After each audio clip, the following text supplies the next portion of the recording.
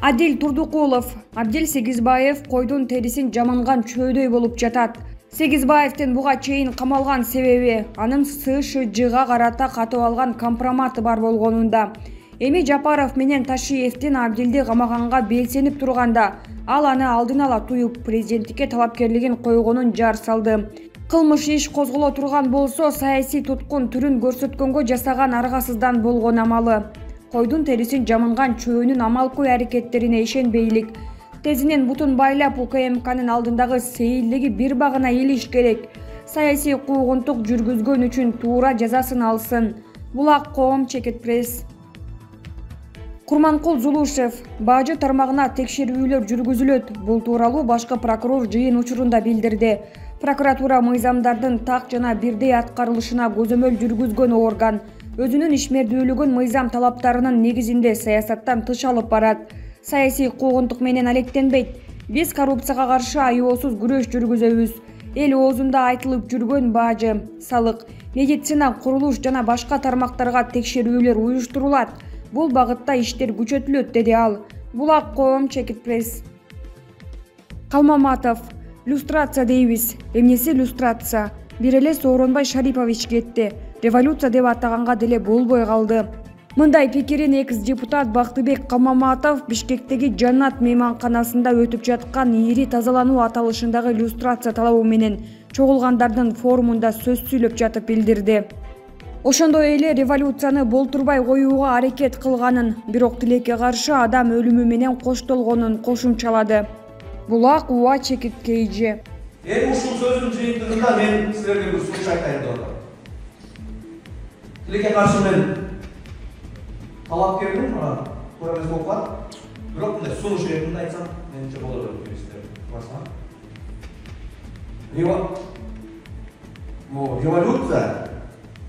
Революция кайсы бир деңгээлде бул табигый люстрация. Тилекке каршы 3-чү революция 2-чи менен 1-чиден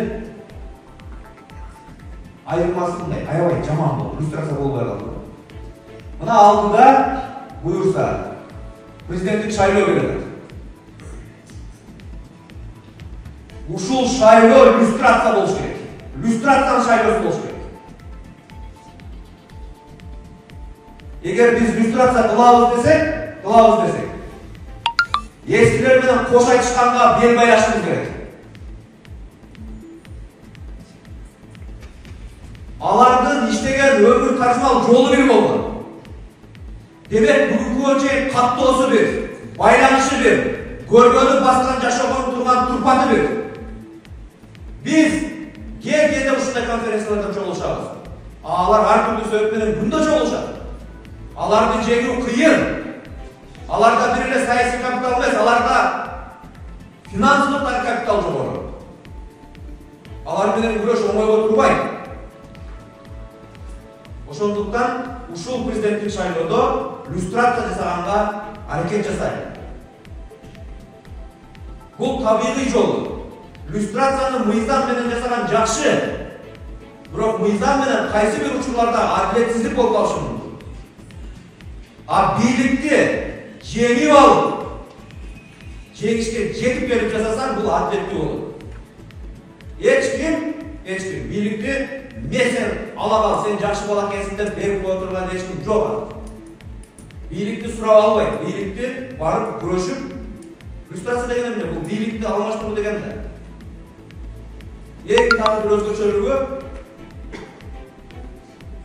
азыр жаштар келсин, арылар кетсин деген бир мындай бир аз калпсыраак түшүнүк жайып кетти да эл арасындачы. Маселе кары менен жашта эмес. Маселе иштеп аткан менен иштебей атканда. То есть 30 жылда эч нерсе жылбай атканында.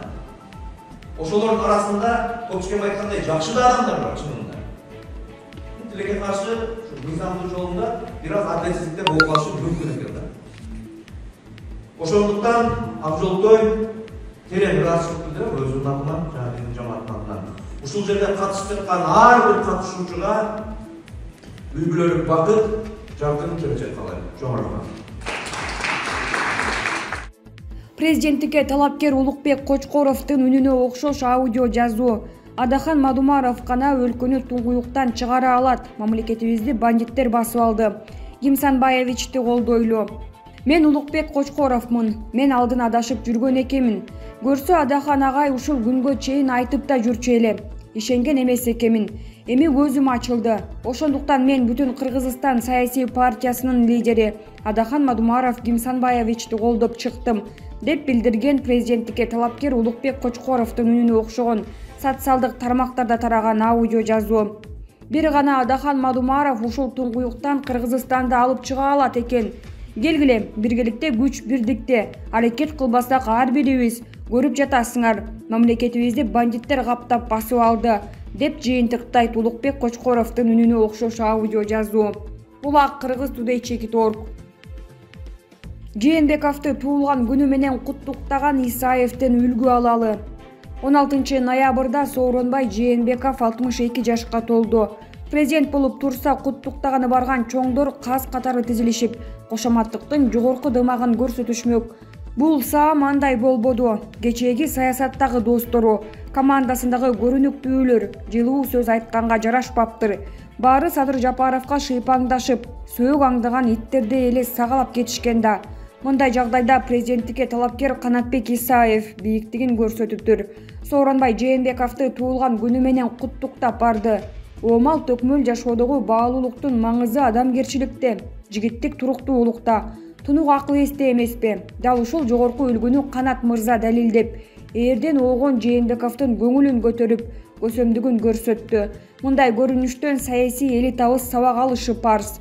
Эске салсак, өткөн парламенттик шайлоодо төңкөрүшкө чейин эле эски бийлик Кыргызстан партиясынын ондогон тарапташтарын кызганычтан улам камакка алганы, куугунтук көрсөткөнү маалым.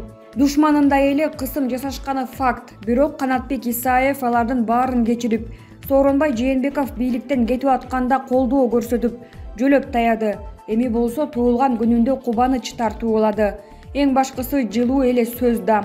Булак арба чекиткейжи. Арстан Алай, Садыр Жапаров эмес, мен президент болом. 17 ноябрда маалымат жыйынында мен өзүмдү жаңы Кудай деп эсептейм. Эмнеге? Себеби дүйнөнүн башкаруучуларына шарттарды эми мен коем, деди коомдук ишмер Арстан Алай. Мен президент Жээнбековдун кызматтан кетишин талап кылдым. Анткени ал жаңы доордун талаптарын билбейт. Ал башкара алган жок. Алар мени соттогусу келип, түрмөгө калмап, кылмыш ишин козгошту. Акырында эмне болду? Деди ал. Мен жаңы Кудай болдум. Ааламды жаратылышты, адамзатты башкарам. 2020 жылы Жээнбековдун убактысы бүттү. Эми мен президент болом деп түшүндүрдү ал. Ишмердин айтымында Садыр Жапаров президент болбойт. Анткени ал периштелер өз ара талашып тартышып, Жапаров президент болбойт деген аянды көргөн. Ошондой эле ал экс-президент Атамбаев анын каалоосу боюнча кечириле турган көрүнүштү көрдү. Аалам түбөлүк жашоого өтүүнү суранып жатат. Мен өлбөс жанга айлануудамын, деп сөзүн жыйынтыктады ал. Коронавирусту көзөмөлдөп жатасызбы жана эпидемияны эмне үчүн Кыргызстанга жибердиңиз деген суроого узатылды. Кыргызстанда вирус болгон эмес, деди ал. Булак коом чекит пресс. Бишкектик блогер Санепид көзөмөлдүн жетекчиси кылууну талап кылды. Бишкектик блогер Эрулан Кокулов мамлекеттик санитардык эпидемиологиялык көзөмөлдөө борборунун жетекчиси кылып дайындоону талап кылды. Бул тууралуу блогер өзү Facebook баракчасы аркылуу кайрылуу жасады.